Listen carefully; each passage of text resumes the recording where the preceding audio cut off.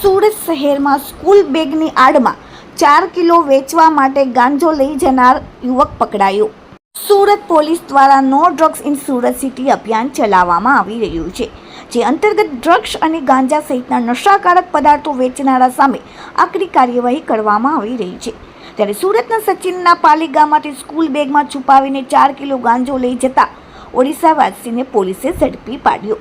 Sachin GIDC પોલીસે બાતમીના આધારે પાલી ગામ નીલકંઠ હાઇટ્સ પાસે વોચ ગોઠવી હતી। દરમિયાન ત્યાંથી પસાર થતા આરોપી દીપક ચિરંજીવી જૈનાને અટકાવી તેમની પાસેથી સ્કૂલ બેગની તપાસ કરતા અંદરથી ₹40,000નો 4 કિલો ગાંજો મળ્યો હતો। પોલીસે ગાંજા સાથે ₹46,000નો મુદ્દામાલ જપ્ત કર્યો।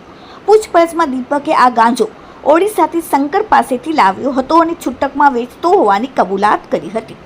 પોલીસે એનડીપીએસ એક્ટ હેઠળનો ગુનો નોંધીને દીપકની ધરપકડ કરી, જ્યારે શંકરને વોન્ટેડ જાહેર કર્યો હતો। Bureau report, daily India TV, Surat.